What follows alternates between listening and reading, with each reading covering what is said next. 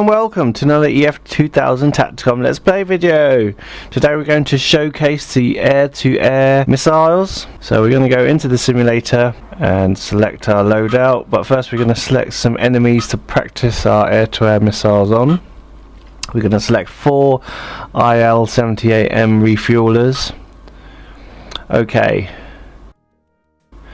Let's have some AIM-9M Sidewinders, a pair of ASRAAM missiles, short-range missiles, a pair of AMRAAM medium-range missiles, and a pair of S225's LRAAM long-range missiles. And we're going to have as a surprise some CRV-7 air-to-ground rockets, because they do work in the air. Okay, we're in the Eurofighter, and we're going to be using our long-range S225 LRAAM missiles. So we've selected them, and the enemy is about 54 miles away. Now all these missiles work best when you're at a higher altitude than the target airplane. So we're going to throttle up and get to a high altitude. Here they're the IL-78M refuelers. There's 4 of them, and they're flying head on to us.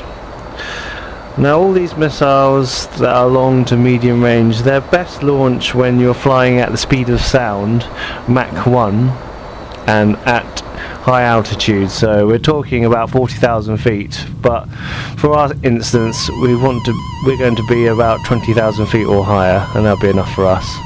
So we're going to level out, and we can see on our bottom left hand side of the screen is the radar display, and the S225 LRAAM missiles are in range now, so we can shoot whenever we want to. They have a range of about 50 miles and missile away. They've got a 30 kilogram warhead, and they are dual rocket propelled with a smokeless propellant, so it gives it some stealthy capability. So when you launch them, the enemy doesn't even know they've got a missile on them until it's too late. They do have their own radar guided systems, so you can fire and forget and cycle to the next target. Now you can see on the left hand side of the screen, the radar, there is like a white bar, and that indicates the minimum and maximum range of the missile that you've selected. So as we can see, the S225 LRAAM missile, which stands for long range air-to-air missile, is green in colour. It operates using a boost and coast way of propelling itself. So it doesn't actually travel as fast as an AMRAAM medium range missile, but the boost and coast allows it to go much further. And one missile's already hit, and our second S225 has missed, unbelievably. Okay, so we've switched to our AMRAAM medium range missiles. The enemy is about 16 miles away. It has a slightly smaller warhead, the AMRAAM medium range missile. It's got a 22 kilogram warhead. It still has its own radar guided systems, and we've launched our missile. There we go. As we can see, it's different in colour. It's grey with an extra set of fins in the middle of the missile. And we can see the target with the missile view, and it's hit, and it's taken a whole wing off. Look at that. So I think this plane's done for, basically. The AMRAAM missile, I didn't say earlier, has got a useful range of about 30 miles when you launch at Mach 1 at 40,000 feet. So there goes the refueler. Now you can see there's a cross across our screen indicating that for this missile, the AMRAAM missile that we've selected, we're too close to the target, so we must select the next missile with a shorter range, which will be the ASRAAM missile, which stands for Advanced Short Range Air-to-Air Missile. It's got a maximum range of 9 miles when you're head on, but it's probably got a useful range of less than that. So now we're on the tail of the IL-78M refuelers. So we need to get in range by throttling up and using our afterburners. As we can see, they're about 5 miles away, 4 miles away.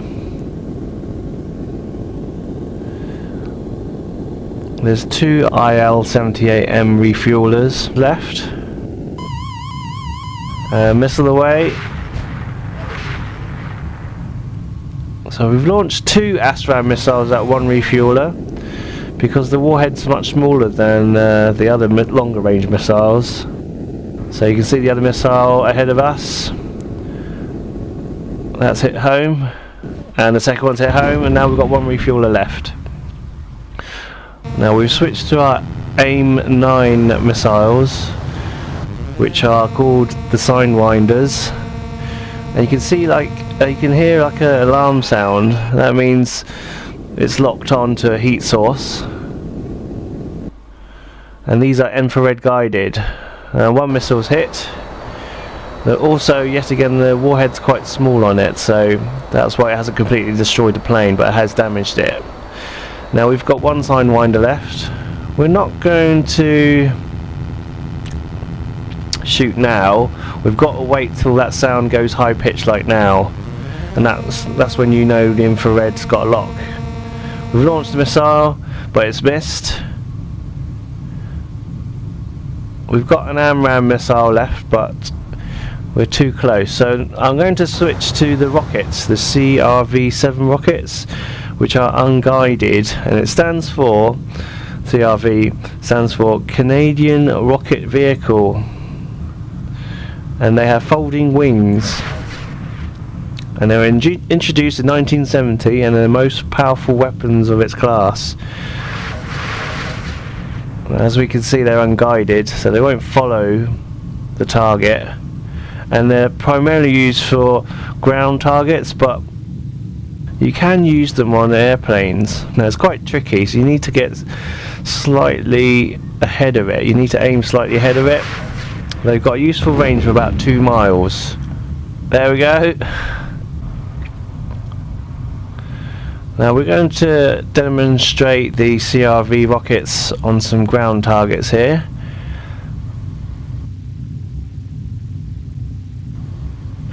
There you go. There's 19 rockets per pod, so we've got 2 pods on our plane at the moment. There you go. Pull up, pull up, pull up, pull up. I didn't actually get anything there, but there's some warehouses there, so we're going to launch our rockets at the warehouse. And there we go. They're pretty powerful. A plume of smoke we leave behind. Well, that's that. I hope you find that entertaining and useful. Thanks for watching. Until next time, bye bye.